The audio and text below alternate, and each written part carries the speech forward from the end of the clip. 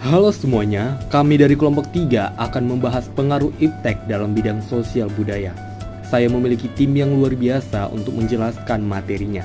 Mari saya perkenalkan mereka. Yang pertama adalah saya sendiri, yaitu Ishak Sihombing. Yang kedua adalah Agung Surya. Kemudian ada Angelita Simorangkir, ada Farid Ahmad, lalu Farid Sitompul. Kemudian ada Gideon Albert, ada Grace Natalia, lalu Irma Yunita, dan yang terakhir adalah Saud Pardede. Sebelum membahas pengaruh iptek, alangkah baiknya kita mengerti apa itu iptek. Iptek atau ilmu pengetahuan dan teknologi dapat diartikan sebagai gabungan antara ilmu pengetahuan dan teknologi yang digunakan untuk memahami dan memanfaatkan alam serta menciptakan inovasi baru. Iptek memiliki dampak positif yang akan kita bahas saat ini. Yang pertama adalah memudahkan pola komunikasi. Contohnya pertemuan kerja dalam situasi di mana pertemuan tatap muka tidak memungkinkan. Zoom memungkinkan kita untuk melakukan pertemuan kerja secara virtual. Kita dapat berdiskusi, berbagai presentasi, dan berkolaborasi dengan rekan kerja dari berbagai lokasi. Kemudian yang kedua adalah memudahkan akses informasi, contohnya media sosial, platform media dari sosial Facebook, Twitter, dan Instagram. Juga memberikan akses mudah ke berbagai informasi. Kita dapat mengikuti akun atau grup yang sesuai dengan minat kita dan mendapatkan update terbaru tentang topik yang kita minati. Yang ketiga, memangkas waktu dan biaya. Contohnya aplikasi pemesanan makanan. Aplikasi seperti GoFood, GrabFood, dan lainnya memungkinkan kita untuk memesan makanan dari berbagai restoran dan kafe hanya dengan beberapa klik. Kita tidak perlu keluar rumah atau mengantri, yang tentunya menghemat waktu dan biaya transportasi. Yang keempat, mempermudah pendistribusian karya anak bangsa. Contohnya platform streaming, situs web seperti Twitch dan Zoom memudahkan penari untuk mengadakan pertunjukan tarian live atau kelas tarian yang dapat diakses oleh orang-orang di Indonesia atau di seluruh dunia. Yang terakhir ialah mempercepat sosialisasi kebijakan pemerintah. Contohnya, webinar dan konversi virtual. Dalam era digital, pemerintah dapat mengadakan webinar dan konversi virtual untuk mengkomunikasikan kebijakan pemerintah kepada masyarakat. Ini memungkinkan partisipasi aktif dari masyarakat, di mana mereka dapat mengajukan pertanyaan langsung kepada pejabat pemerintah dan mendapat pemahaman yang lebih baik tentang kebijakan tersebut.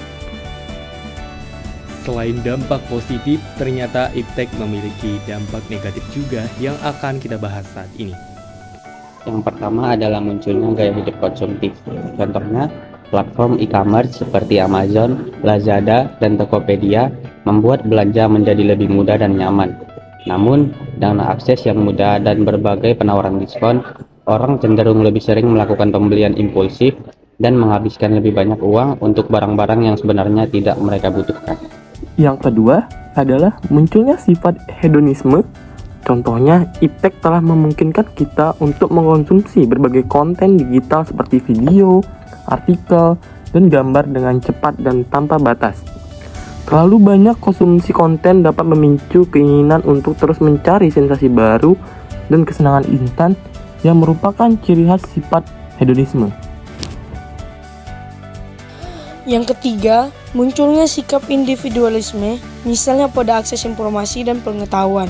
Iptek memberikan akses yang sangat luas terhadap informasi dan pengetahuan.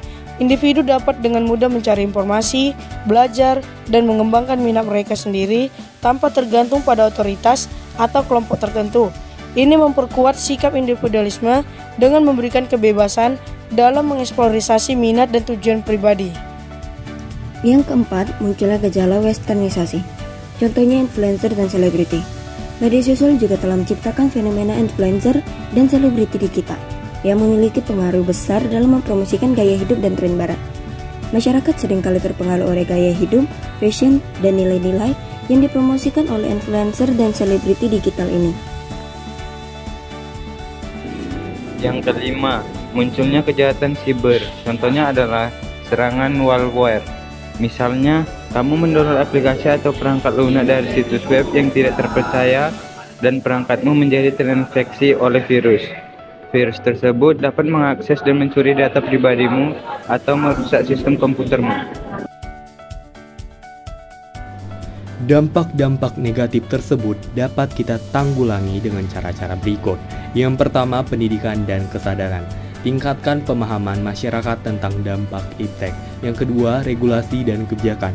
Buat aturan yang mengatur penggunaan teknologi. Yang ketiga, promosi nilai-nilai budaya. Galakkan apresiasi terhadap warisan budaya. Yang keempat, teknologi etis. Kembangkan teknologi dengan mempertimbangkan etika dan budaya. Yang kelima, pengawasan. Awasi penggunaan teknologi yang bisa merusak nilai sosial budaya.